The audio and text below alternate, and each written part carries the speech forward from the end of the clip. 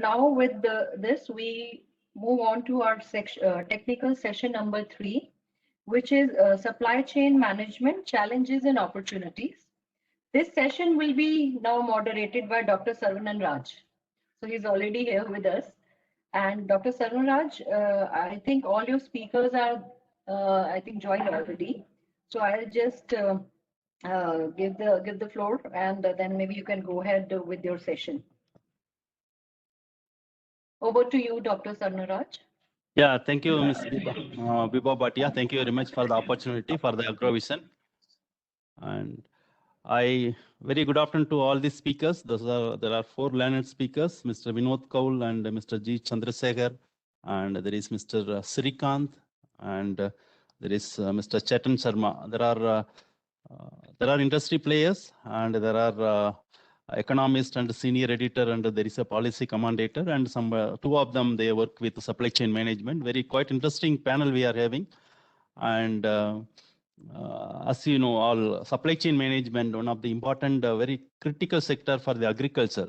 Many times agriculture, it is unorganized. People think it is a very unorganized, and where due to the supply chain issues and farmers lose the lot of profit or remuneration like that always.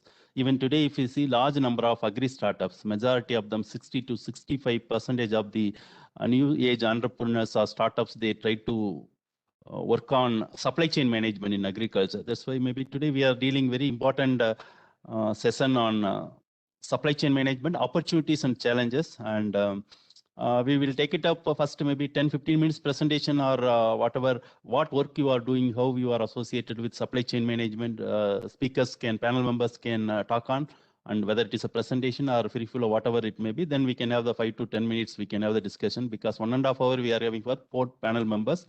First, I request Mr. Vinod Kaul. He is the Executive Director for All India Rice Exporter Association, and Mr. Kaul is the, again, his profile includes addressing the trade issues and anticipating and disseminating to the members market intelligence and market information, leads and emerging sanitary and phytosanitary requirements in the global market, etc. And he's also advising the governments on policy related issues from the association from All India Rice Exporters Association. Mr. Vinod Kaul, are you there? Mr. Vinod Kaul? Yeah. Yes, yes, sir. Good afternoon, Dr. Raj. Yeah, good afternoon, sir. I'll only request that, at 3:30, I have a meeting, video conference with TOC. I'll just rush through my points, and because then pre-meeting I have to attend, so you will have to kindly excuse me on that. Right, sir. Please go ahead, sir. Yeah. Thank you very much. I just say that as far as supply chain and issues on basmati rice are concerned, I list them one by one. First and foremost is that basmati rice is a product which has already obtained GI tag. And it is extremely important that throughout the supply chain, the integrity of this GI tag is maintained, and the basmati is segregated throughout the chain, so that it doesn't get the GI doesn't get diluted. Number 2 is that today, with the new laws in force, now today farmer has the flexibility to sell his produce either at mandis or outside the mandi in private mandis or anywhere directly also. Now this has led to a peculiar situation, because what we understand is that as far as when mandi and there's a buyer, when he buys from mandi, he has a flexibility of choice, because if the let's say 100 kg has come and he's and he finds that around a certain percentage doesn't meet his quality parameters, so he can reject that and take the remaining.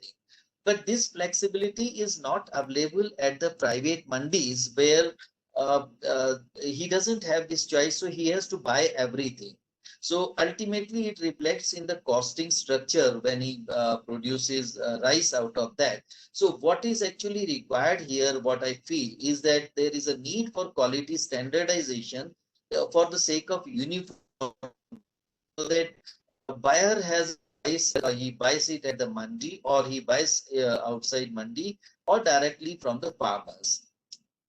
Now, so for basmati, another issue is that of aging. because there are different varieties, and different varieties need a particular period of aging. Aging can be anything between 6 months to 2 years.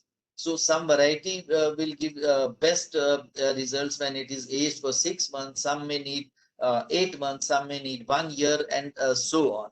Now the point here is that when during the chain, processor or a buyer, he has different varieties. Now he has to store them separately, which is an area of difficulty. Even silos are there, this facility of segregated storage is really not there. So this is something which is very important. Something on these lines, if this issue can be addressed, this will help the whole supply chain for basmati rice. Now, another issue is that of price discovery, sir. As far as one variety, that is Basmati 1121, it's a major variety in export market. I think a couple of years ago, they set up this, they listed it at the exchange. So price discovery for this variety is available now. But the same thing is not for other varieties. And there are today 34 notified varieties of Basmati.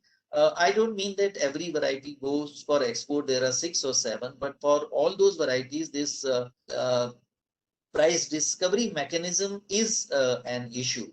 I think if digitalization of data logging is done at the auction point or sale purchase point, this will help in price discovery aspect. Now, what today many people are doing that if a company A, they know their overall requirement, they go for off balance sheet buying also.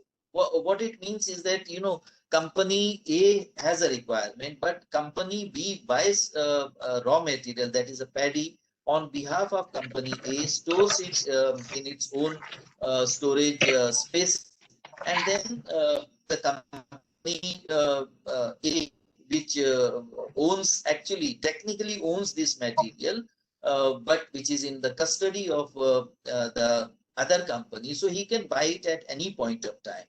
This helps in risk sharing for both parties. That's good.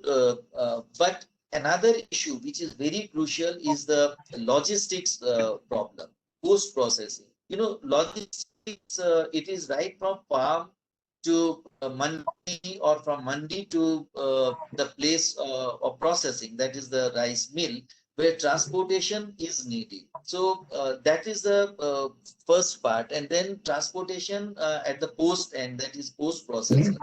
What is happening here? Supply chain disruptions take place.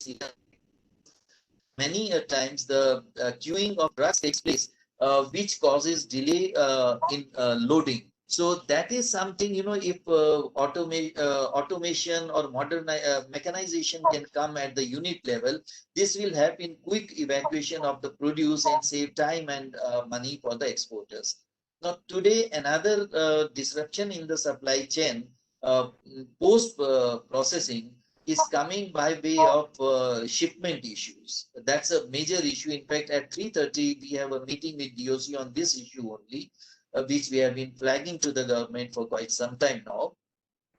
It is that containers, there is a shortage. Shortage is there because it has happened naturally, because we are importing less from China, which is the hub of container manufacturing. So less imports from there means less inflow of containers which are used for outgo of produce from India.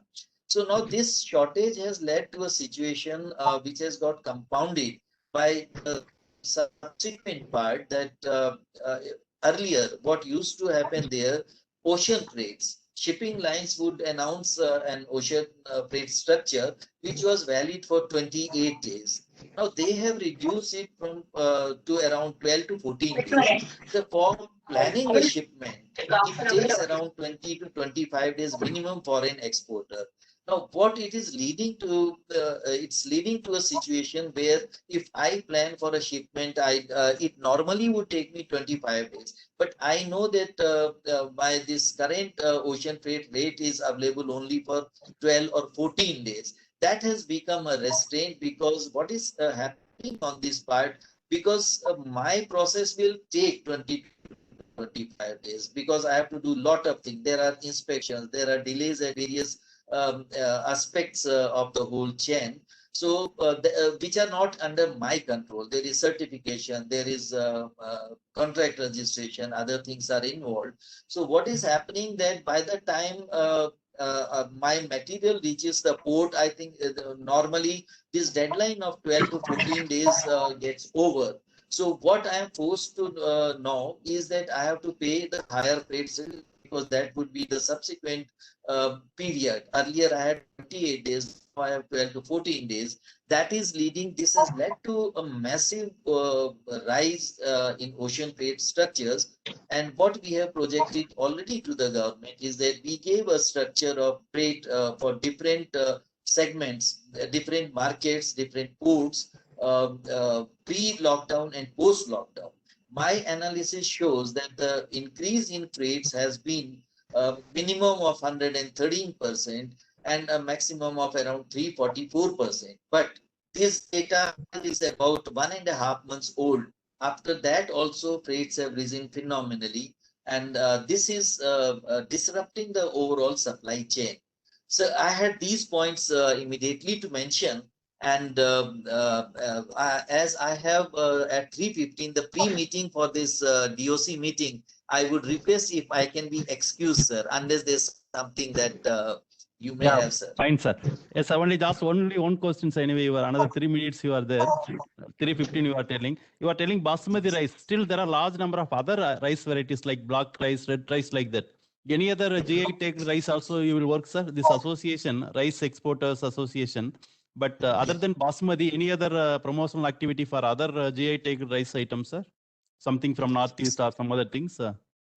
So we do take promotional activities. Number one, what we mainly do is in the first place to our members, we disseminate every kind of information, whether it is market intelligence, whether it is emerging sanitary, phytosanitary or regulatory requirements across the globe, or there are any policy changes in the foreign trade policy or GST rules, etc. That is the one part of it. But as far as promotional things go, we participate in domestic and international trade fairs where we promote Indian product, that's basmati rice and other.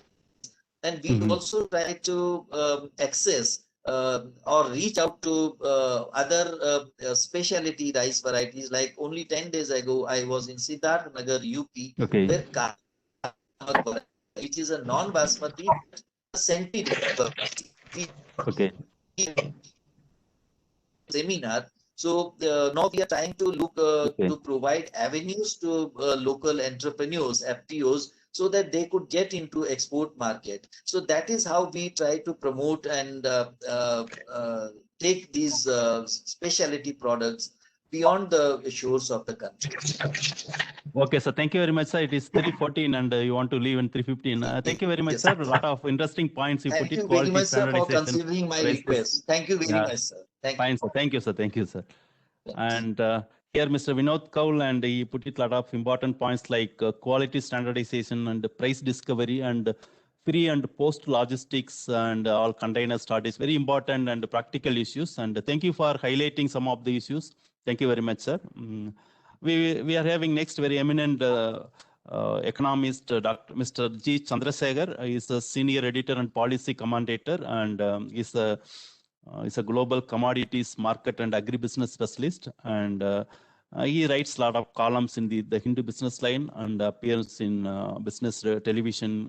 He provides a lot of policy input to the development departments and governments. And he also speaks regularly at the national and international forums on various topics, including India's macroeconomy, food and nutrition security, and trade investment opportunities in India, and commodity market price risk management, other things. And also he is a consultant for the World Bank during 2006 to 2018, and he associated with the India's National Agriculture Innovation Project.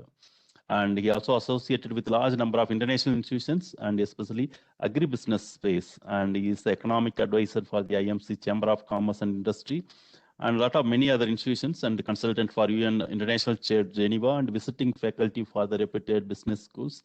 And sir, so biodata is very vast, sir, and I understand a lot of Mr. Chandra is a very renowned economist, and he is having a lot of advisory committees. Others, he is still agribusiness. Many other agribusiness or incubators in the even agriculture universities like Dr. Rajendra Prasad Central Agriculture University. Sir, we love to hear from you. Supply chain management opportunities and challenges, please, sir. Yeah. Thank you very much, Saravanan, for this very kind introduction. I'm truly honored and humbled that you've introduced me so nicely. I'm no stranger to the AgroVision Foundation events. I've been a part of their events for many times, the whole of 2020, and I'm happy to be back. And this time, of course, the event is Agro-Food Summit, Agro-Food Tech Summit. Let's talk about supply chain management, which is the theme for this session. And when we discuss SCM, supply chain management, in March 2021, obviously we have to draw lessons from our experience in 2020. We can't ignore what happened in 2020. We've had our own experiences. Now, the pandemic induced a lockdown in a country exactly a year ago. If you remember, it was 24th March night, effective from 25th March morning. And this is exactly the first anniversary of the lockdown. And what did the lockdown teach us? In my view, the lockdown taught us that food security of this country is as critical as national defense security. I would place food security on par with national defense security.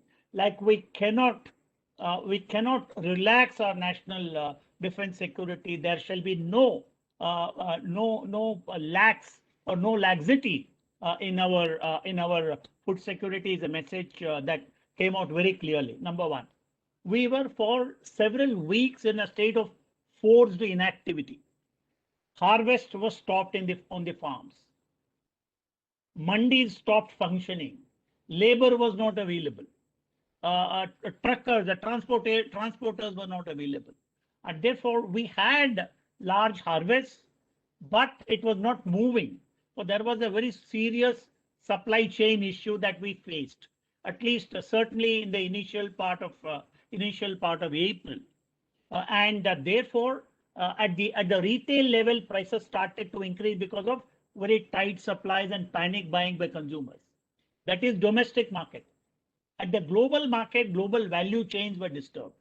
Particularly countries that were dependent on food import were the worst sufferers because there was no foreign trade, there was no import-export activity. It came virtually to a standstill, and therefore I think that also created a huge amount of disruption to the domestic supply chain as well as the global value chain.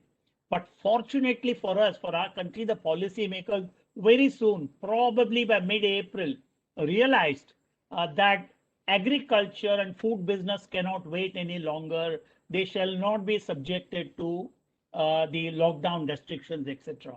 And I remember I was one of the very first people to speak and write about the need to open up agriculture markets, the mandis, etc., because the whole nation will suffer otherwise if food supplies are not available.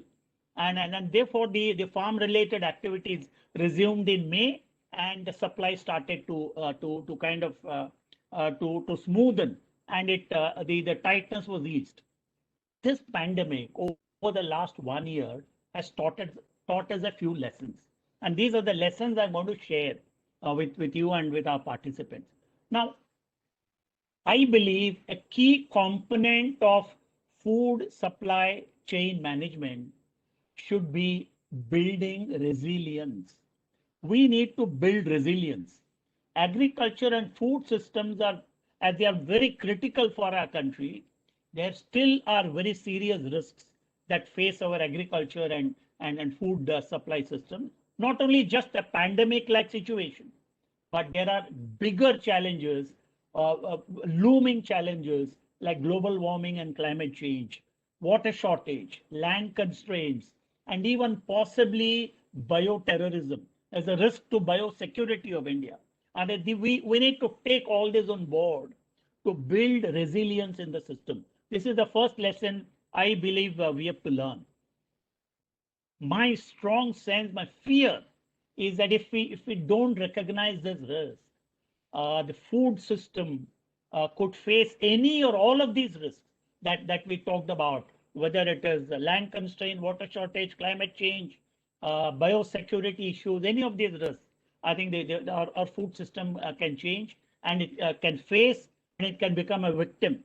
And therefore, we need to recognize this looming risk, and we need to develop real-time responses to these risks. Now, I would categorize risks into two. One is unforeseen risks, and second risk is unforeseeable risk. Please, I want everyone to get it clearly. Unforeseen, unforeseeable. Unforeseen risks are risks that we know are probably looming, but we refuse to take cognizance of that, and then we are hit and we are hurt by that. But there are also unforeseeable risks, and I call these risks black swan events. These are popularly called black swan events. For example, the Asian financial crisis of 1997. For example, the dot-com boom and bust of the year 99, 2000, 2001.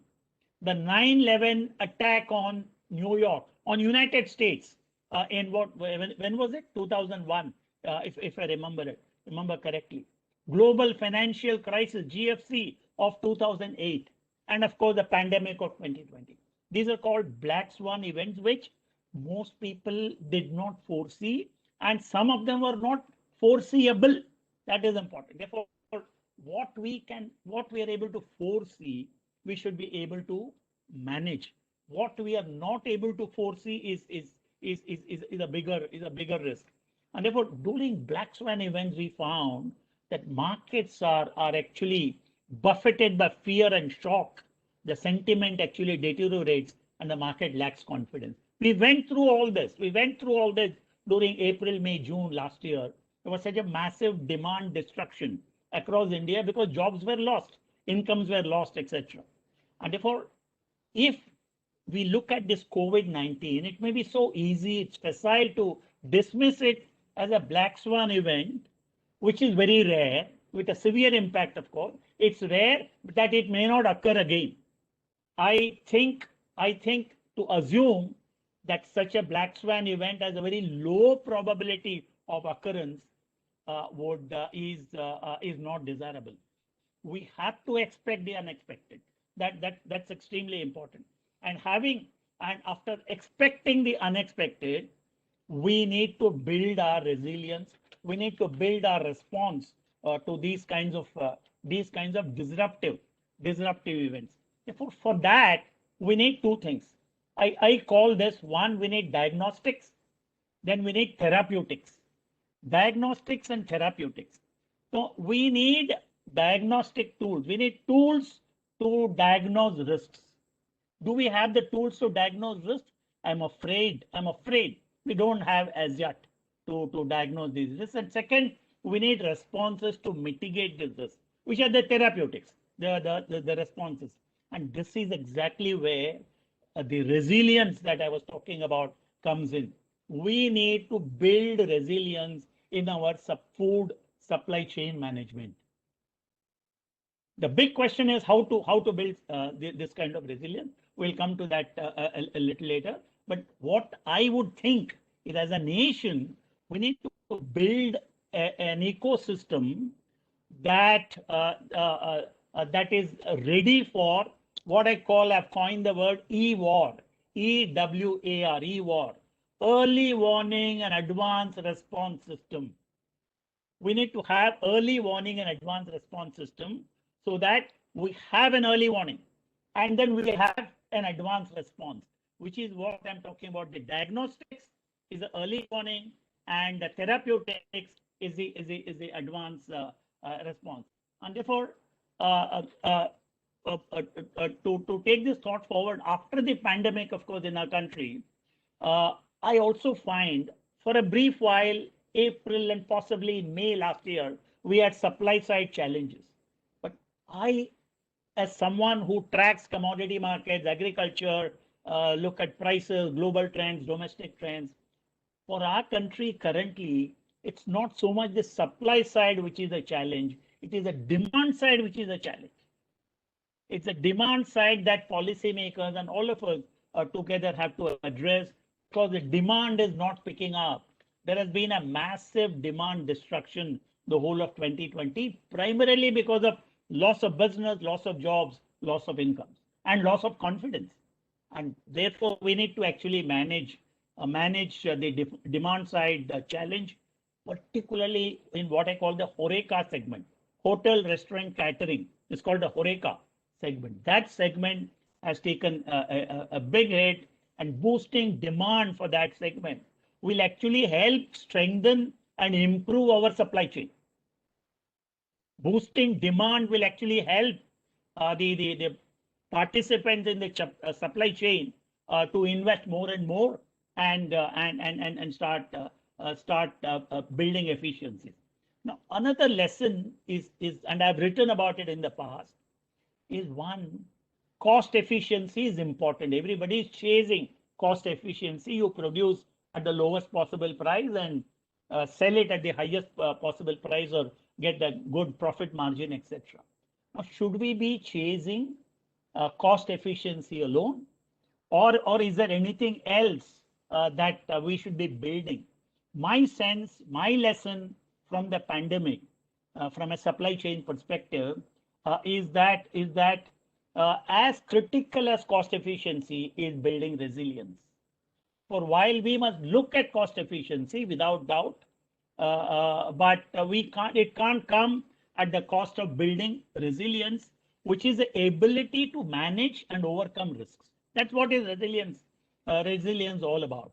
And therefore, for the farm and food sector, I think resilience is even more critical, because this sector is a lifeline of the country.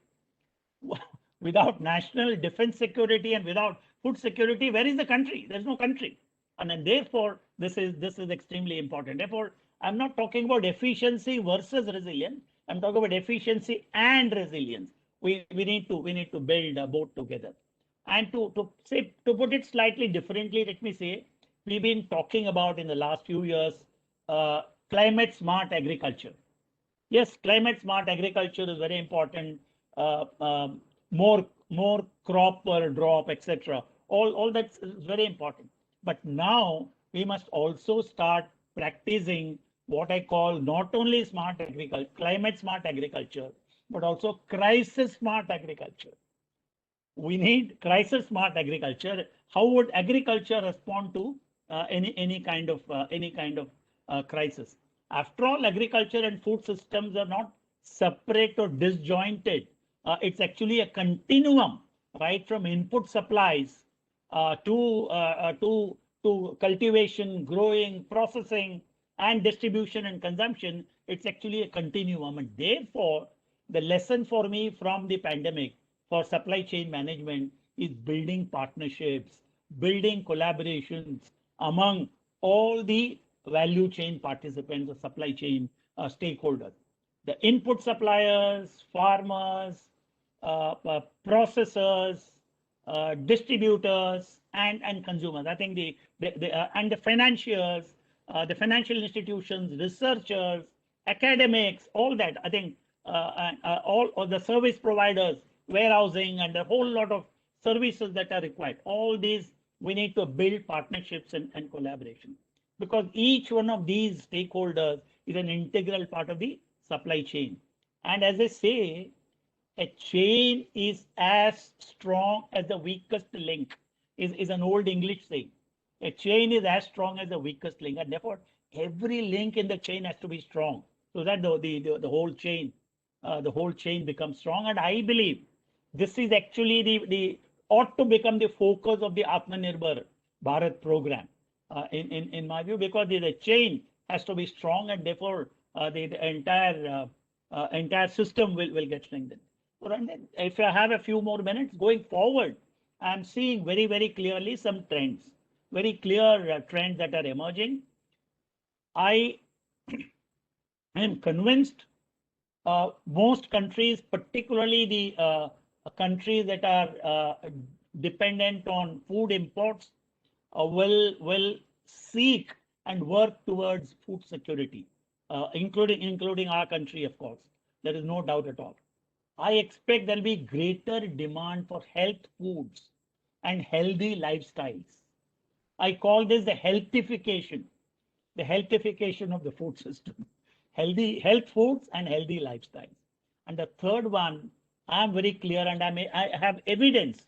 I'm seeing empirical evidence. Empirically, I'm seeing faster adoption of technology. Very clearly in the supply chain side, particularly digitalization, automation, artificial intelligence, robotics, blockchain technology, drone, name it. And I think there is a space for all these technologies to come in. And I know of a number of importers and exporters who are now onto blockchain because life is so comfortable. You don't need hard copies of documents at all. It's all available there. And therefore, I think role of technology will increase very, very substantially. In India, we have our supply chain is notoriously long. We have far too many intermediaries who add to the cost, but not to the value. But I'm expecting the supply chain will get shorter and shorter over a period of time through disintermediation, and process, in my view, has already started. What are e-markets, electronic markets, national agriculture markets, for example? What is e-commerce? All this is a part of disintermediation, which has already started. And the last point that I want to make is the recently announced agriculture market reforms.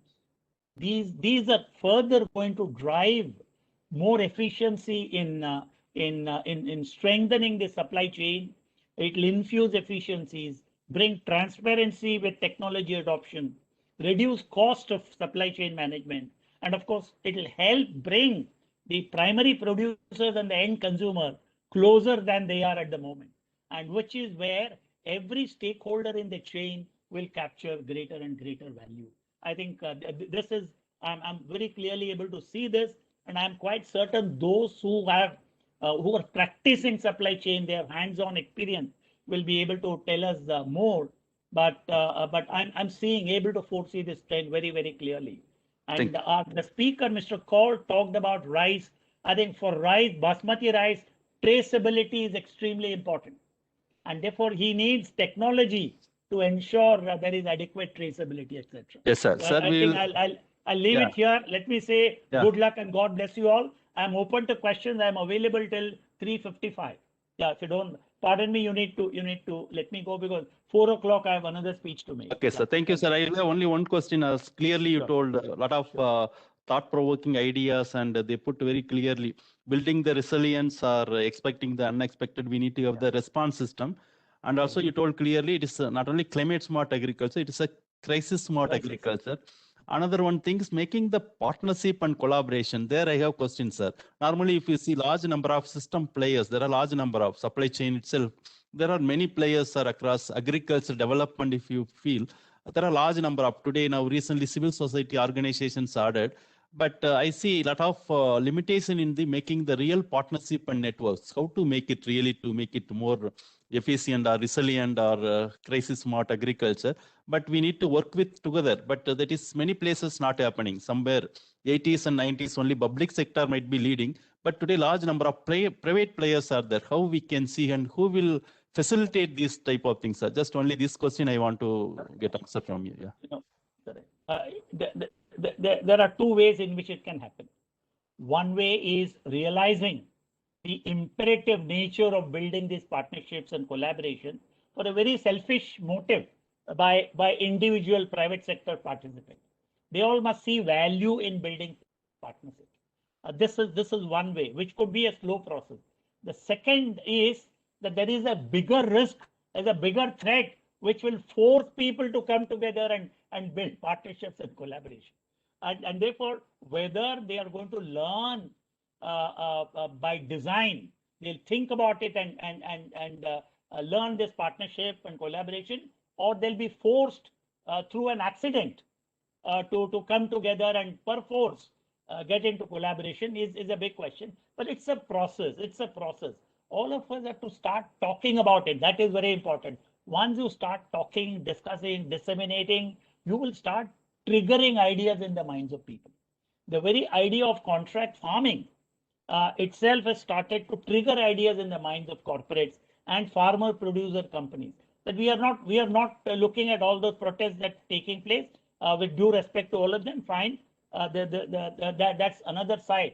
But contract farming law itself has certain limitations. I've commented about all that. But as a concept, as an idea of an entrepreneur going to a group of farmers and entering into a contract, and it's a win-win for both of them. These are matters which will bring greater collaboration and greater partnership. And for example, all the input suppliers can get together and strike a partnership, not form a cartel. I'm not talking about cartelization, but come together input suppliers, output processors, like farmer producer companies farmers are becoming farmer producer companies. The input suppliers can all identify areas in the country where their products will be ideally suited given the agroclimatic conditions, etc. A lot of work to be done, but in our country things work, but rather slowly.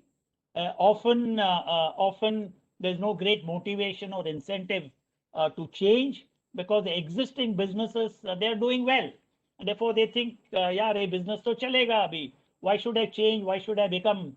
Why should I try and even strike partnership?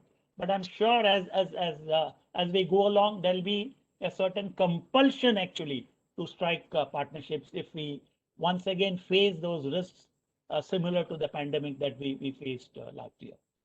I hope, God forbid, we should not face any such risk, but in the interest of the sector participants, the stakeholders, I think they should come together and start collaborating in national interest. Yep. Thank you very much, sir. And also, first only emphasize it is food security is something like defense security, very important. We need to take it up. It is not somebody farmers are putting it. It is coming to our plates. We need to give a lot of importance, clearly articulated, and a lot of ideas like EVAR and early warning, advanced response system, other things, real time, building resilience. All it takes, it may be time, but maybe organizations or governments and private sector all might be working towards this one. Maybe pandemic taught us a lot of lessons for us to become more resilient, more stronger to emerge. And thank you very much for your very insightful session, sir. It may be a lot of take-home messages from your thoughts, sir. Thank you very much for this. Thank you. In fact, I must mention an institution like Manage. Manage is in Hyderabad, right? I came there probably 10 or 12 years ago to deliver a lecture. After that, I've not had a chance. But I think your institution has a big role to play in triggering all this thought, disseminating, etc. Anyway. Thank you, sir. Thank you very much, sir. And we have a next interesting session. There is a speaker, Mr. S. Srikanth, GM. He is the Marketing and Commercial Refrigeration Business Group he is from Blue Star, and he is having more than 25 years of experience in sales and marketing and supply chain management. He started his work from IT products in the Dalmia Group from Chennai, and last 25 years he is working with different organizations like National Panasonic, and there are other organizations, and also across the country he worked from Eastern region to SARC based, the office in Kolkata and SARC region and Northern region also. And currently he is working on sales operations, key accounts business and commercial refrigeration division. And he is taking care of commercial kitchen refrigeration and healthcare refrigeration, retail refrigeration. And also he is the handling of division marketing function also he is heading. Mr. Srikanth, can you unmute yourself? Yeah. Mr. Srikanth, are you available? Yeah, I'm available. I can, yeah, Mr. Srikanth, please, you can go ahead.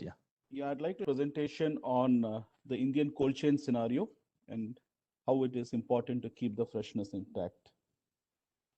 In agriculture scenario, the primary source of livelihood of India's population for more than 60% of the people, and about 40% of our population is dependent on sectors other than agriculture.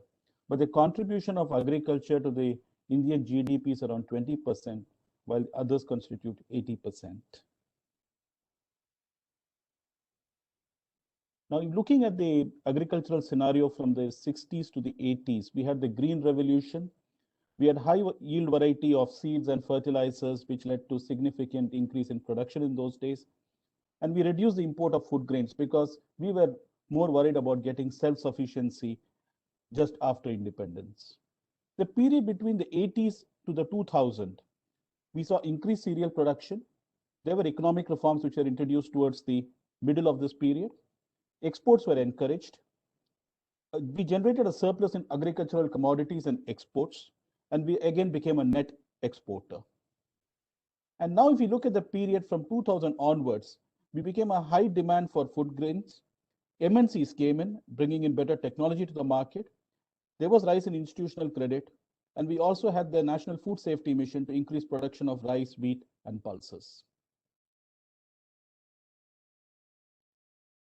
So this led to India becoming the largest producer of milk, the largest buffalo population, the largest producer of mangoes, the largest producer of bananas, with the second largest in fruit and vegetable production, the third largest producer of fish, a leading producer of jute and pulses, and the second largest producer of wheat and paddy.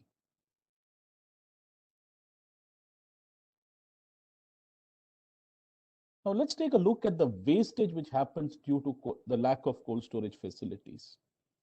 In fact, in percentage terms, more than 18% of our fruits and vegetables get wasted because of lack of proper cold storage facilities across different parts of the country.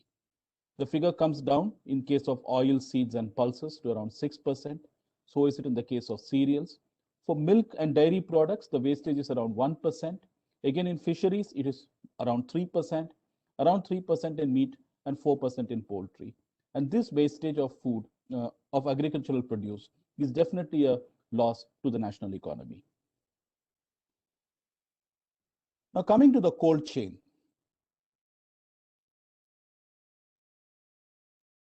The need for a cold storage is to avoid the deterioration of the produce, enhance the shelf life of the produce, maintaining the appearance, and finally, and most importantly, eliminating the biological contamination that can happen.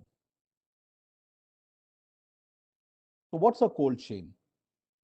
Well, a cold chain is an uninterrupted maintenance of desired conditions from the harvesting to the consumption point. A typical produce may undergo various stages of value addition at different points in the chain. Like immediately after harvesting a produce, we need to keep it in an intermediate store, which needs to be having the right temperature and humidity. Then it gets moved to the pack house through transportation. And then again, it goes into a bulk storage with proper cold storage facilities. Then again, it's transported to the transshipment point, could be an airport or a railway station, and then into a perishable cargo complex. And then finally, it goes to the retail point from where it goes into the hands of the consumer. So there are different stages at which it needs to be stored in a proper form so that the produce is not impacted, the look and feel of the produce is not impacted, and the final consumer who is getting the produce is happy consuming it. If you look at the olden days, we had very rudimentary systems with ineffective refrigeration, very rudimentary air circulation systems, improper heat transfer, very crude ways of sorting, grading, material handling, and very basic packaging systems. Well, we have come a long way since then. And we even didn't have proper viability for cold storages. So the need of the hour is to have an up-to-date cold storage system. India has more than 5,000 plus cold storages, and this capacity is used across different applications. And again, huge wastage occurs due to inadequacies in technology. And again, this can be improved with better energy efficiency. So modernization of the cold storages is the need of the hour, ladies and gentlemen. Current scenario with the modern facilities.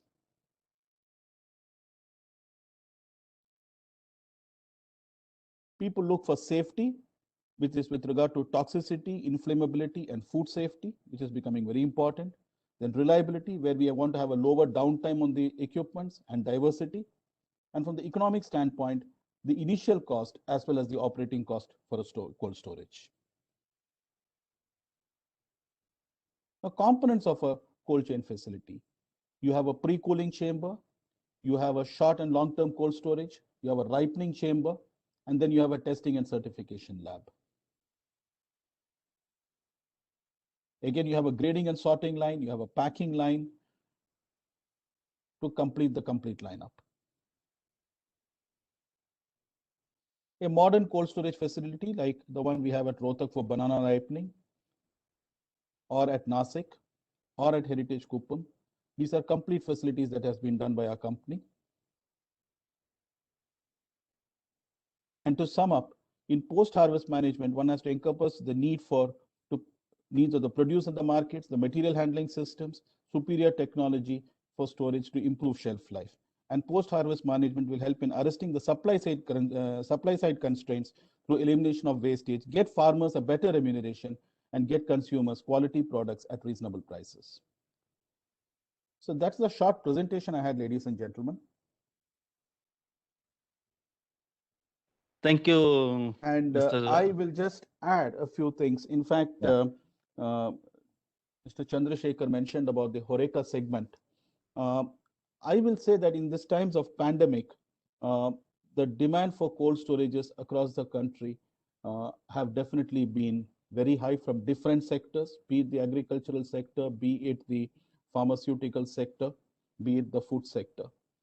And where I would say people came in is, we mentioned yesterday we are completing 1 year from the start of the lockdown period. Immediately after 3 to 5 weeks of the lockdown, when the QSR and the HoReCa segment and other customers went and opened their cold storages, they were not sure whether the produce which is kept inside, and that was quite a huge quantity of food and agricultural produce stored, whether they were in the right condition to be consumed by the customers and the public at large. So that is where it really was a challenge. And as a company, we faced challenges because people asked us, are there any procedures laid down when it comes to reopening the cold storages, restarting the cold storages? Because the people had, the manpower had moved away from the sites. So it was a real challenging period for us. But we definitely handled it, because what happens is, while it is very easy to get the details of a problem, but when you have to execute the problem, especially with regard to restarting a cold storage, attending to service complaints, attending to operational issues at site, in these times of pandemic, to make the people move was a challenge. But we came around that, and we ensured our people were adequately protected and sent to the sites. So I would say that we have come a long way since the last 365 days, and we are well prepared if in case any kind of eventuality happens in the current scenario. Thank you, Mr. Srikanth, for interesting presentation and also putting importance of cold chain in agriculture and all the modernization you told it is needed. But generally, it's a modernization or cold chain. It's a cost intensive. How as a Blue Star manages and how it is you are putting, how it is really started and how it is cost intensive or how it is managed? And see, it is like this, Dr. Saravanan. It is, I mean, definitely there's a cost involved when you want to adopt technology. But then also you're coming to a state that if you don't adopt technology and you don't have proper cold storage facilities, you're going to have increased wastage.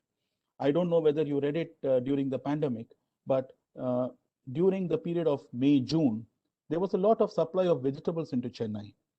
But they didn't have the proper facilities to store, and then they had to scrap a lot of good vegetables because they didn't have adequate storage facility.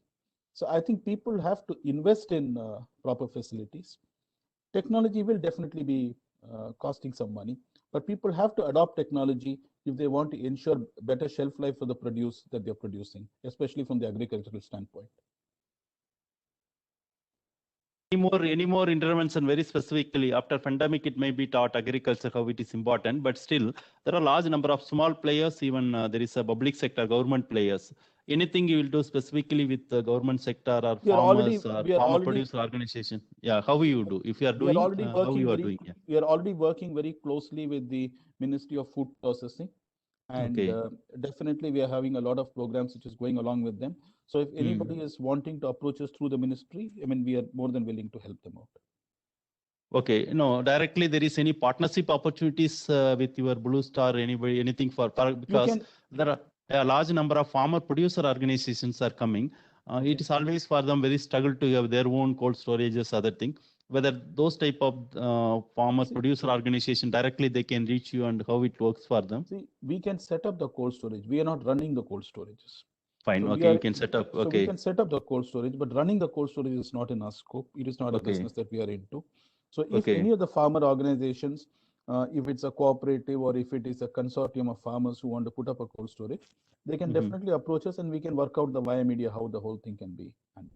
Okay, and also clearly told only India has 5,000 plus cold storages, whatever. Now it may be little more it's ordered, but modernization and expanding this network it is needed always in India. Country like India is a big network.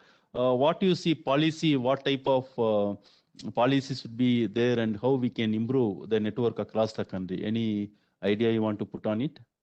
Yeah, I think there is still a lot of scope for improvement with regard to the facilities in certain parts of the country, especially the Northeast, because I happened to attend a conference of the CII a year back and at Guwahati, and there they mentioned that they have a very high production of pineapples, but Correct. they have not been able to make adequate facilities to store the pineapples and transport it to the rest of the country.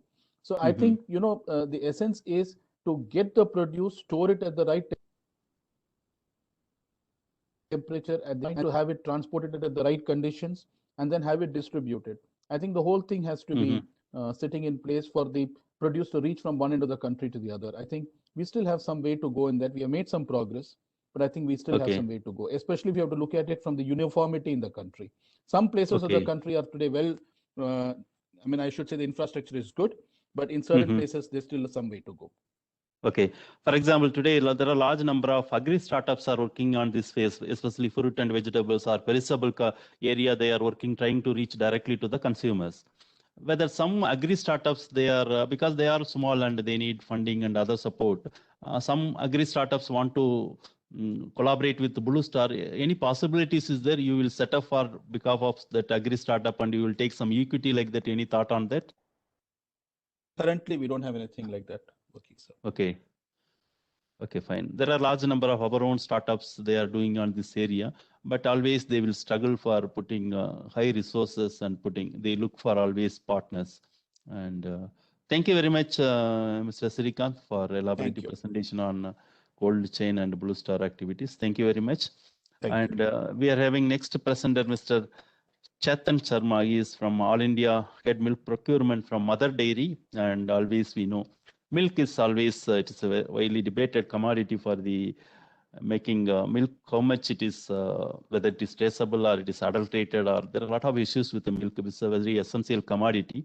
And Mr. Chetan Sharma is. Can you unmute yourself, Mr. Chetan Sharma? Are you available, Chetan? Yeah.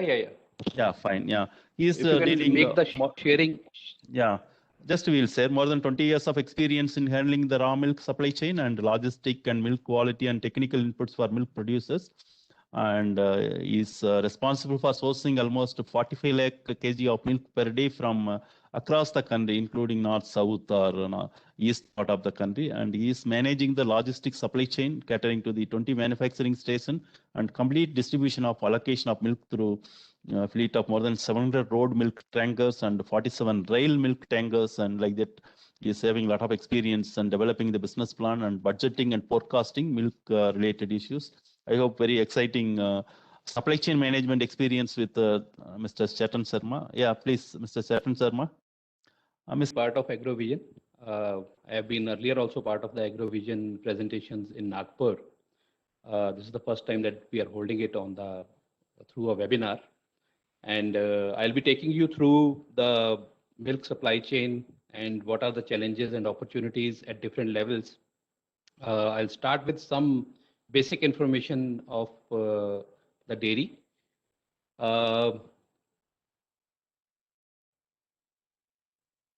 the global dairy milk production is estimated at about 852 million metric tons per year.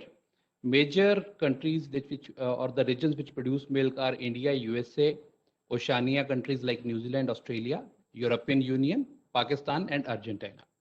India accounts for about 23% of the global production at about 198 million metric tons per annum. The CAGR of milk production has been at around 6% against a global average of 1.8%. The major deficit areas are in China, Algeria, Japan, Mexico, Philippines, Russia, which are always importing and looking for milk and milk products from the surplus areas like Oceania and Europe. The per capita availability of India is now at 407 grams, which is much higher than the global average of 299 grams. Despite such high production and availability, India continues to be a minor player when it comes to global trade. India's average annual dairy produce export from 96 to 2019 has been 196 million US dollars. The average of dairy produce import is 39 million US dollars in the same period. During 18 and 19, India exported dairy products equivalent to 345 million USD and imported 24 in the same period. When it comes to the national dairy scenario, the dairy in India is extremely fragmented. More than 100 million rural families are engaged in dairy farming, and largely the sector is dominated by small and marginal farmers and landless laborers. So most of the farm size, the farm size in India is 2 to 3 animals, and the productivity of the animals is amongst the lowest in the country. Dairy is a major source of income for the rural population, and it contributes about 26% to the total agricultural economy. As I told you, we are producing close to about 198 million metric tons per annum, and about 52% of this milk is marketable. Around 48% is consumed at the source from where it is produced. The production distribution is, however, lopsided. So 7 states of the country are contributing about 65% of the total production. So these states are UP, Rajasthan, Punjab, Haryana, Gujarat, and Maharashtra, and Andhra Pradesh in south. So these 7 states account for almost 65% of the total production, whereas leaving other areas like Northeast and states like Telangana, Odisha, and other eastern states as milk deficit states. Half of the surplus is handled and sold by the organized players, comprising of the cooperative and private dairies. So while we take pride in saying that India is the #1 milk producing country in the world, but we are amongst the lowest when it comes to productivity per animal. So which means we have more animals to feed, we have more number of animals to take care of, and we have to organize milk supply chain to collect milk from very small farmers who are producing only 3 or 4 liters at their place. The peculiarity of the dairy sector, as I told you, is that we have very small herd sizes. It is still a secondary occupation to agriculture. Agriculture still occupies the primary position as far as the farmer is concerned. The supply chain is very capital intensive. You have to really set up infrastructure at each village, and your returns on that infrastructure which you put up in the field are very, very low. Milk is perishable in nature, which means that it has to be handled and stored and preserved in a very, very small period of time. So we need to install bulk milk coolers, we need to install chilling centers, and we have to finish off all the activities in a very small span of time. It is prone to adulteration and pilferage because it is high value. It's an essential thing and everybody needs it. So chances of it getting adulterated and chances of it getting pilfered during transportation, etc., are very high. Then another peculiarity is that there is seasonality and cyclicity to this, which means that there is a season where we have to handle excess quantities of milk, and there are seasons when we have to handle very less quantity of milk. We have summers when we normally see a lot of animals going dry, particularly the buffaloes. And during the winter season, we have bumper crop. We have to handle milk and convert it into SMP or ghee to preserve it. And then being an agricultural related crop, we always see cycles that every third or fourth year, there will be some excess and then there will be the price drop and then suddenly the shortages will start happening and then again the prices will start going up. So it's a 3-4 year cycle which we keep on seeing, just like we see with the potato, sugarcane and all these things. So the cyclicity as well as the seasonality is hitting us. A little about the company that I represent. Mother Dairy was commissioned in 1974 under the Operation Flood, and it has 3 businesses. One is the dairy business, other is the horticulture, that is Safal, and third is our Dhara division, that is the edible oil. As I told you, we started in 1974. We in Delhi are selling that bulk vended milk, which is popularly known as the token milk over here, which helps in saving close to around 1,000 metric ton of plastic waste annually. And it is significant for a part of the milk requirements of dairy cooperatives and village level farmer producer organizations which are associated with us. Then in horticulture, we were the first in the country to launch frozen vegetables, frozen peas. We are the pioneers of the technology. Then we were the first to organize F&B business in India. We were the first organized F&B player in the country. Then under Operation Golden Flow, NDDB set up the Dhara division, and it was the first in the country to launch edible oil in Tetra Pak. Now, the supply chain that we handle comprises of about 20 plants, and we have our presence largely in North, but we also are in Maharashtra, we also are in Andhra, and in West Bengal, Calcutta. We have recently started operations in Eastern UP and Bihar, and we have also some operations now in Indore, Morena, which are part of Madhya Pradesh. Punjab, Haryana, UP, we include them as part of the NCR only. We are selling close to about 40 lakh liters of milk, but as I told you, there is a lean and flush. So during winter, we handle close to 60 lakh liters of milk, and in summer, we are having around 30-35 lakh liters of milk only. Token milk that I told you, we have 2,300 outlets. There are 816 Mother Dairy owned booths, which are all run by ex-defense officers. Ex-servicemen only are given the opportunity to run these. And then our milk distribution channel has about 69,000 retail outlets, and there are 141 GPS controlled insulated tankers which go out for supply of the token milk in the country, in the NCR region. For our bulk vended milk, that is the loose milk that we sell, which is called as token milk, we have 219 vehicles, and we have 219 routes and have 195 vehicles engaged with it. In pouch milk, we have 940 routes. So there are 940 routes which are catering to 69,000 retail outlets, and we have around 855 vehicles engaged for this. As far as our value-added dairy business is concerned, which comprises of the fresh dairy products like curd, charch, lassi, etc., then we have long shelf life products like UHT milk, milkshakes. Then in ice creams, we have a lot of presence. Then we also have ghee, which we are selling as part of our value-added dairy business.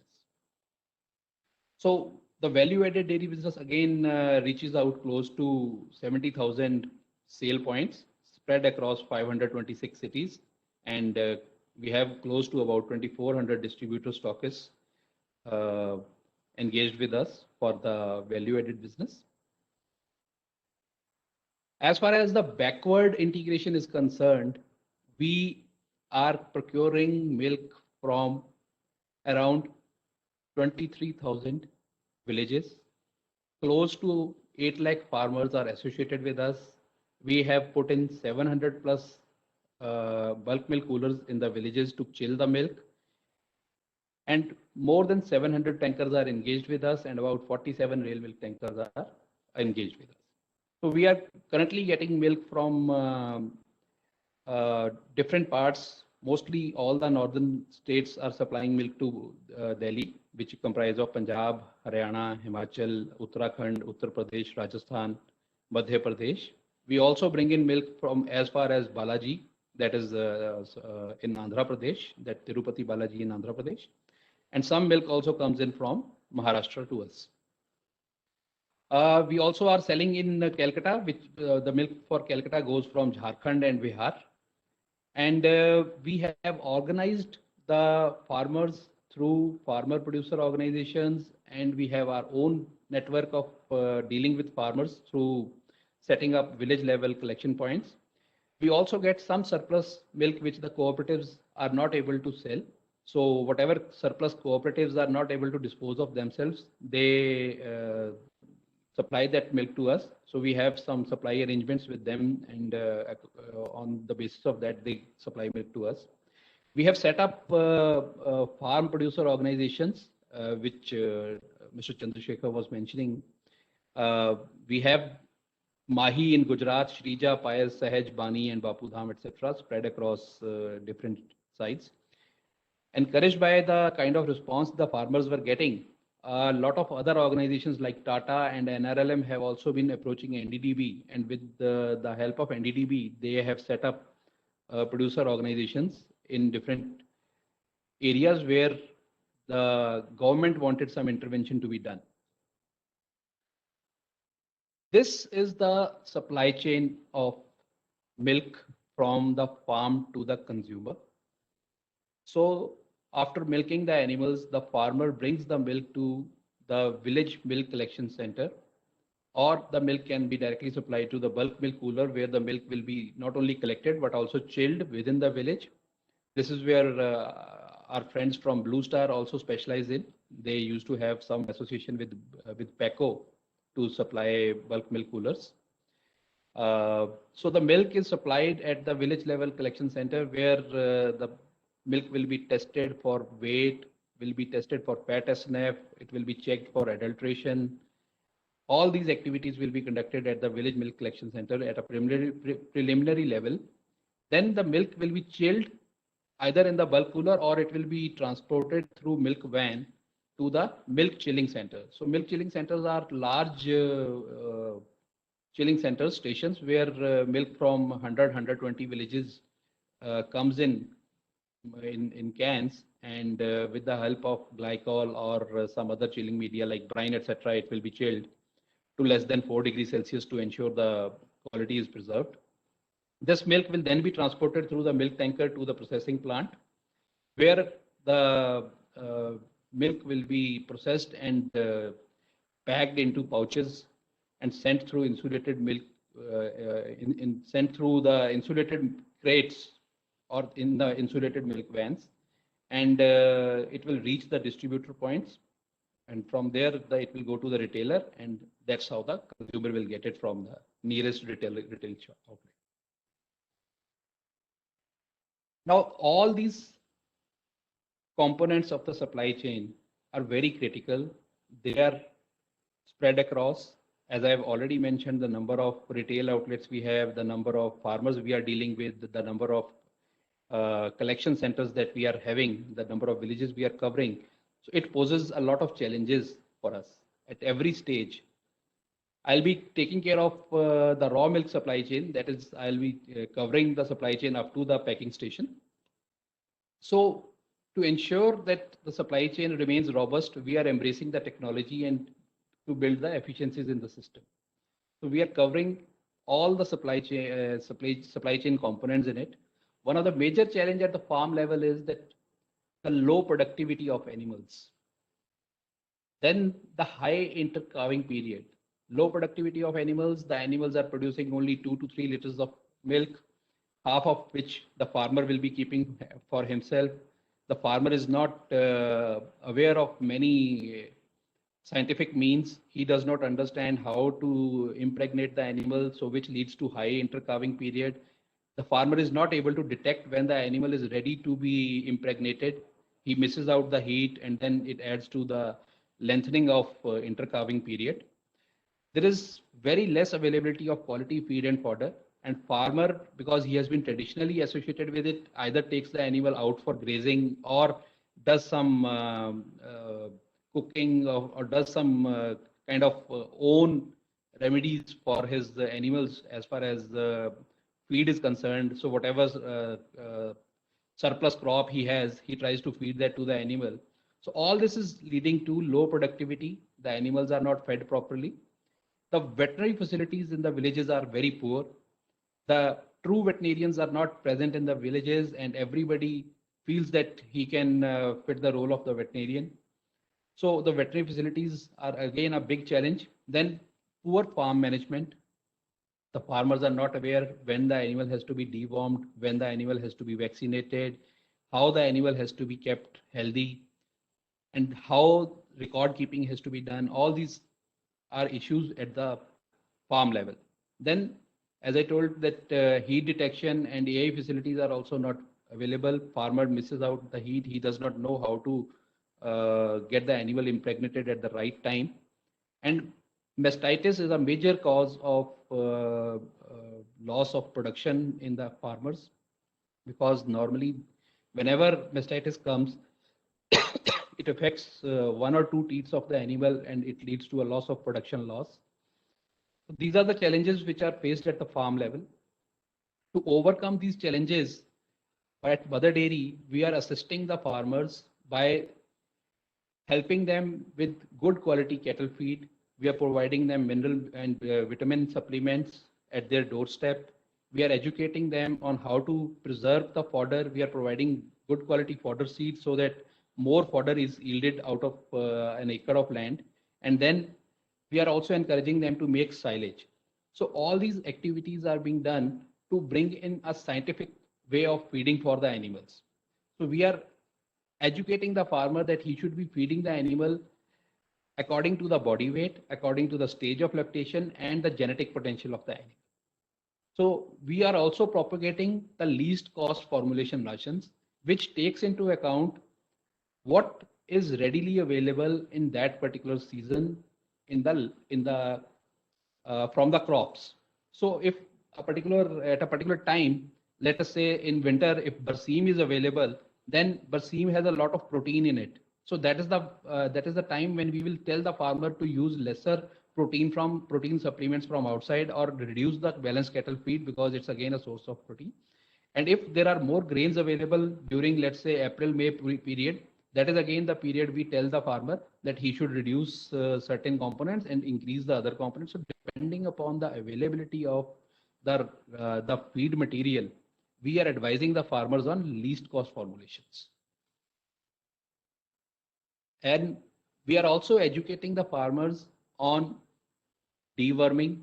We are also educating them on record keeping, the importance of keeping good livestock, how to have the practices of vaccination, and what kind of housing they should be using, how they should be reducing the heat stress on the animals.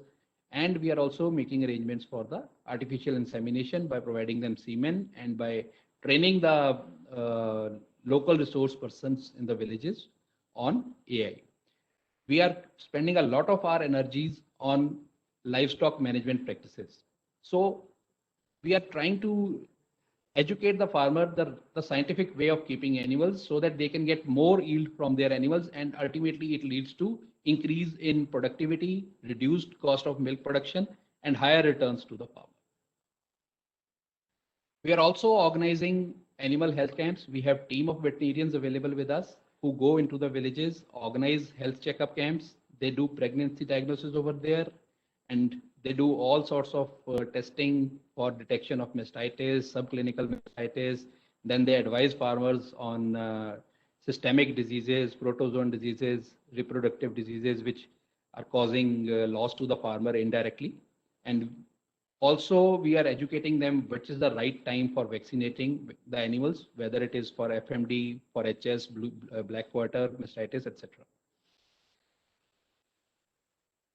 The contaminants like aflatoxin and antibiotics are gaining a lot of importance, and we are educating the farmer to do away with these kinds of contaminants which can creep into the system and can lead to antibiotic resistance in the humans who consume this kind of milk. So a lot of focus is given on educating the farmers to prevent the outbreak of diseases. Even if a certain disease happens at a particular farm, we are promoting ethno-veterinary practices and we are reducing the use of antibiotics. We are also telling the farmer the withdrawal period for a particular antibiotic. Then we are teaching the farmers on how to store cattle feed to prevent any kind of fungus infestation from happening. And we are also promoting the farmers to use toxin binders, etc., which can help in reducing the aflatoxin M1 coming into milk. Further opportunities in this sector are through the use of pedometers and herd management softwares, which can help the farmer in improving the decision-making capabilities. Because pedometers are devices which detect the movement of the animal, and during the heat, when the animal is in heat, the activity of the animal increases. So these devices can give you an indication that if the animal is showing extra activity or is showing more activity than the normal activity which it does. So it helps in detection of heat early, and it helps in reducing the intercalving period and enhances the quality and yield of the milk, and also helps in better farm management. So with the kind of analytics which are available through different herd management softwares, you can even track how much the animal is yielding milk, how much it is consuming, what kind of ration should be fed, and what kind of returns you are getting by selling the milk from that particular animal. So these devices are new to the Indian market, and a lot of local companies are also getting into it, and the price of these devices is going to come down very soon, and these are going to be very popular in the coming days, because this is a concept which is already proven in the Western world. Coming to the challenges that are faced at the collection center. So earlier, a lot of exploitation used to happen at the hands of the middlemen or the vendors who used to collect milk. The payments were inordinately delayed. Lack of transparency in testing was there. There was delay in milk collection, and the chances of adulteration, contamination, etc., used to be very high. To overcome this, nowadays, AMCU or the automatic milk collection units or the data processor based milk collection units are very, very popular, which are integrated machines which have milk analyzers, electronic weighing scales, data processing units to capture soft data, and printers for giving out the proof of delivery to the farmers. Now we are going a step ahead, and the devices that we are getting are also SMS and app capable. App-based data transfer is capable with these devices. So instead of giving a hard copy of the receipt that a farmer has supplied to you, you are now sending a message, so which gives an opportunity to the owner, even if he is not physically present, to actually see the slip that he has, the quantity or the quality that he has given. I hope we have time on our side, Mr. Saravanan. Can go for another 5 minutes. You can go for, no problem. We are okay. having. So I'll just pass on it. Okay, so these devices, as I told you, are Wi-Fi and Bluetooth capable, and they ensure transparency, as well as the recording can be done real time. We can see when the collection started, when the collection ended, and it helps in improving the microbial quality of the milk. Then other opportunities are now that a lot of mobile and cloud-based applications are available, through which at various level all the data and transactions can be noted. And through the cloud-based applications, inventory management, asset management, quality module, bank integration, etc. These are all things which are possible and can be easily done on the handheld devices, which are Android or even iOS capable devices are now getting on the market. As far as the challenges in cold chain are concerned, the lack of efficient chilling for freshness, for maintaining the freshness, is one major challenge. because the tendency of the Sahayak or the concessionaire in the village is to stop the machines as soon as he feels that otherwise this is going to add more cost to him. So there is a tendency on part of the chilling center or the BMC concessionaire to sub-chill the milk. Then there is a possibility of pilferage at BMC or MCC. There is no mechanism to monitor cleaning in place sitting at the factory without physically going over there.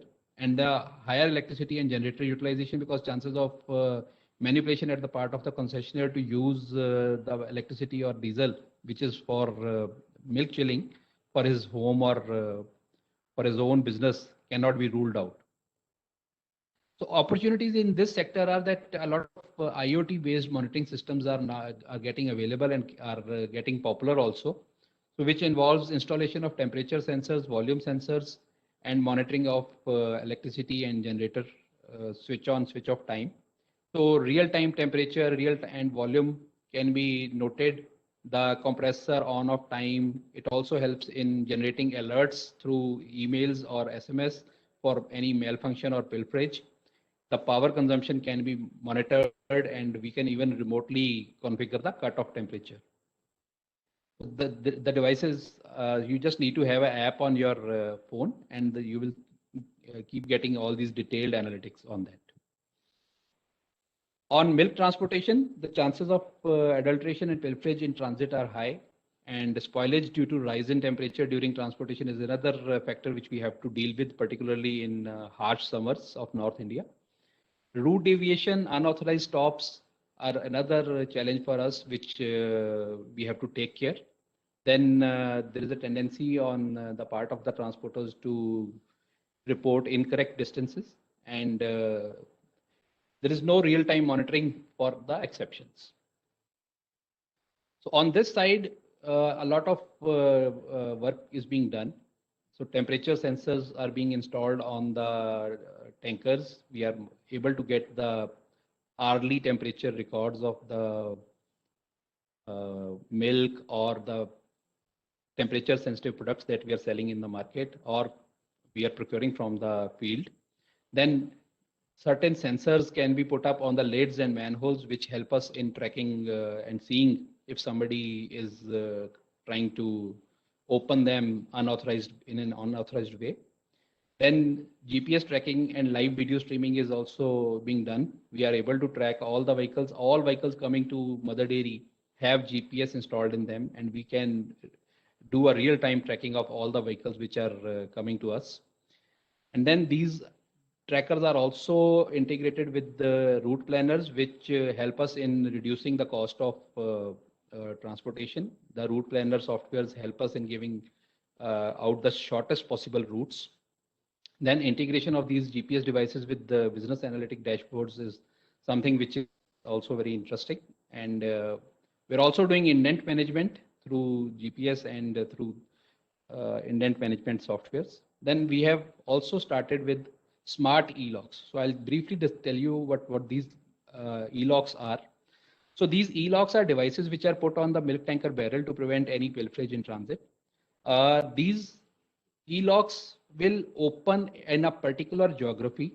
So they capture the geolocation coordinates. The lat long of a particular place can be fed, and the tanker has to be in that particular geolocation, and a particular person only can open it, because and a particular an OTP will be generated and it will come to the handheld device or the phone of a particular employee only. And after he feeds that code in that lock, the lock will get open. Otherwise, the lock will not open. However, there are offline, online, and emergency modes to prevent any kind of network issues.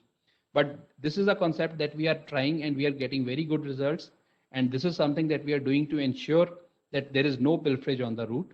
We have already started installing this in a phased manner in all the vehicles which are coming to us. GPS tracking, as I told, that all the dispatch and receiving points are enabled, are geotagged. Geofence is created. Anything happening outside or outside of that, geofence will be captured and will get reported. So these tracking devices also are having temperature sensors, and the alerts can be generated. So color-coded alerts can be seen whenever we look at the dashboards. We can easily find out that if somebody has played or done some kind of mischief. Vehicle access alerts help track unauthorized door opening. So if anybody has tried to take milk out and has tried to tamper with the seals, etc., that will get reported.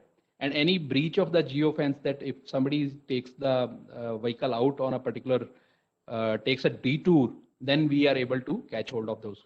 So this has helped in reducing the turnaround times. It has helped in having trip-wise views. It also helps us in seeing the exact distance reports. It also gives us temperature reports, and we are using the route planner, as I told you, for linking the milk availability with the plant capacity and making sure that if there is a roadblock or road congestion in a particular region, we are then able to take real-time decisions with the help of GPS and optimize the fleet through route planning software. This is about the indent management. So depending upon how much milk is required, depending upon the source, which is how much source is having milk, we are able to pre-plan and give an indication that what quantity of milk is already dispatched or will be reaching, and how much time will it take for milk to reach the plant. So it helps in better coordination of the activities with the dairies. It also helps in sending out the testing reports and MIS to the suppliers. So whatever quantity they have supplied, they will immediately be able to see it on their application on the mobile phone. It also helps in reducing the turnaround times for us. So this is how we are handling the supply chain challenges as far as raw milk is concerned. Thank you. Thank you, Mr. Chatan Sharma. It's very detailed presentation. I may not ask more questions, I suppose. You had covered everything. And quite interestingly, anything farmers, only one question. There are 23,000 villages you are covering. How compared to other dairy, large number of cooperatives, others also, how you are helping the farmers? Anything, some unique approach you are doing other than you told a lot of things? See, as I told you in detail, we are a NDDB organization, and we always go and work in areas which are milk deficit. And the objective of our organization has been to use dairy as a tool for eliminating poverty and giving livelihood opportunities to different people. Okay. So we are working in areas like Marathwada and Vidarbha. We are procuring close to 2,70,000. So here when we started operation, the farmers were not in the habit of selling milk because there was nobody who was providing them a market throughout the year. There was no assured market, and the private players who were operating, they were not lifting milk during winter. So the farmer practices were not very, very scientific. They were taking animals out. They were not feeding them well. So when we entered this area, we kind of changed the whole environment. Even the private players who are working in the area had to improve their habits and had to improve their practices to compete with us and remain relevant to the farmer. Good. And last question for me. Anything you work with, you also told the veterinary and even entire value chain you are working, not only supply chain, anything you work with partnership with the state government, animal husbandry or veterinary dairy department, something like that? Because you had your set of activities. Yes. Yeah. Yes. So we particularly in Maharashtra, thanks to Shri Gadkari ji, who has taken a lot of interest in this project. The project has two components. For mother dairy, we have to organize the village level milk collection centers and to pick up the milk and bring and do the forward linkage for marketing of it. And other activities like fodder development, artificial insemination, some of these activities are being carried out by the government of Maharashtra. Okay. So we also have similar arrangements in Andhra Pradesh, where we have our other company. So that's how we work very closely with the State respective governments. governments. Okay. Thank you, Mr. Chetan Sharma. Very detailed and very interesting presentation, because milk may be the one of the most used and also most abused commodity across adulteration and other things. But the way you put e-lockers and IoT things, gives a lot of confidence to the consumers also. Thank you very much for joining with us, and very quite interesting session. On behalf of AgroVision, I thank all the four interesting, there are very thoughtful sessions. There are four speakers, and starting from Mr. Vinod Kaul, giving some of the policy inputs for the rice export. And again, there is Chandrasekhar, very interesting things on resilience. He was making next what future ready, and other speakers, Blue Star, Mr. Sirikant, and also very detailed presentation from Mr. Chetan Sharma on entire supply chain and also other activities. Thank you very much, and a lot of policy inputs. I hope AgroVision might be taking proceedings for this, and we will get back again.